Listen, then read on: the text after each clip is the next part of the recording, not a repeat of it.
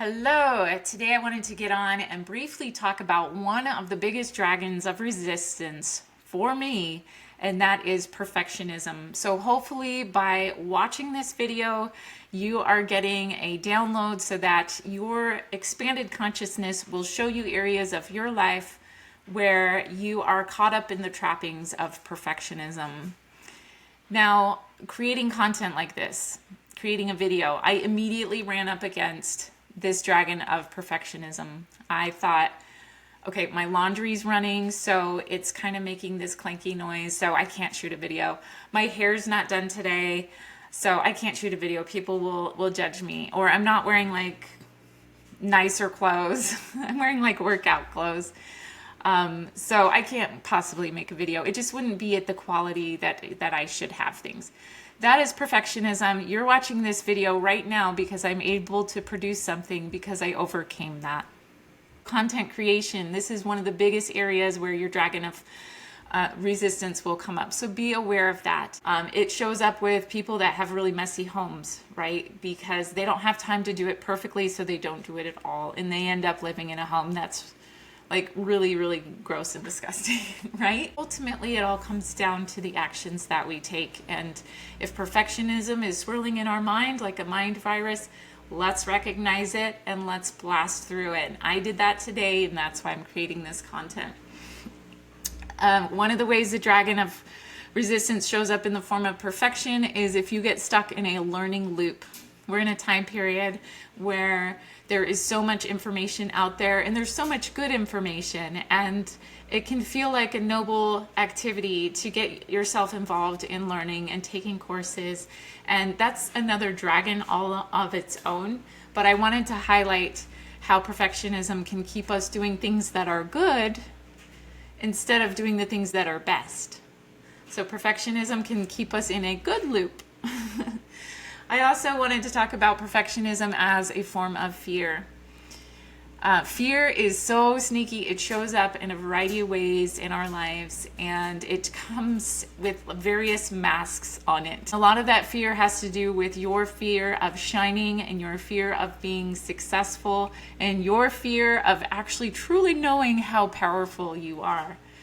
Again, recognize the dragon of perfectionism and how it might be showing up as truly fear. So get real with yourself. Maybe you need to sit and contemplate and play with how you might actually be feeling afraid.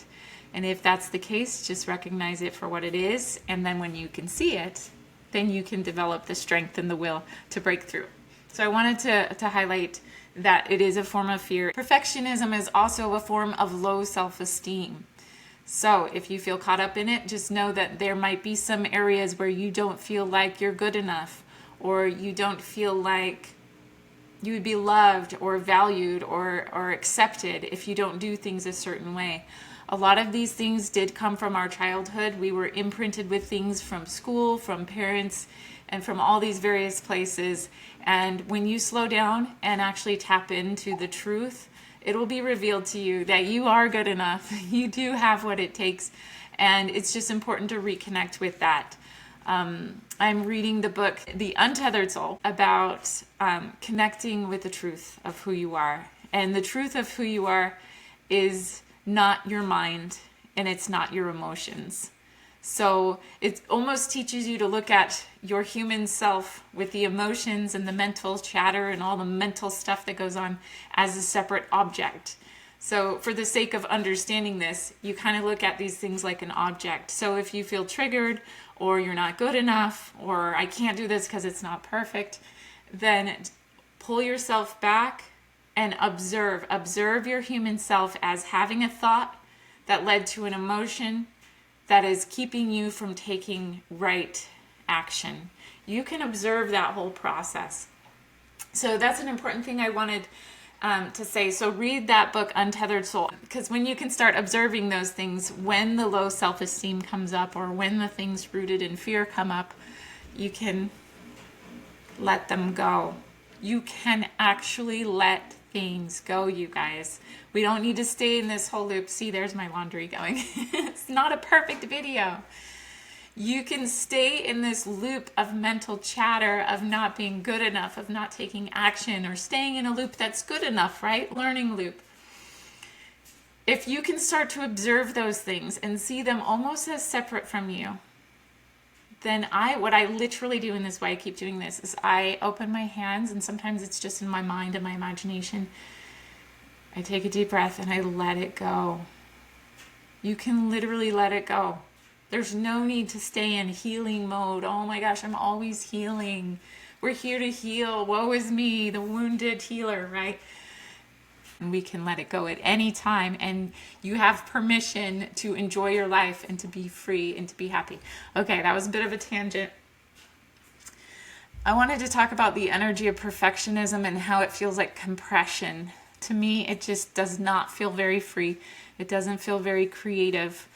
But I'm not dismissing this thing of perfection, because there is a seed of beauty in it. Archetype, or this energy of perfection, I'm not against it. I'm against how it operates as a dragon and keep people stuck. But when we see it for what it is, it's a energy connected to source that is calling us into greatness. So those are my thoughts on the dragon of resistance called perfectionism. It does not have to be perfect. You know you need to take action, so break through the perfection.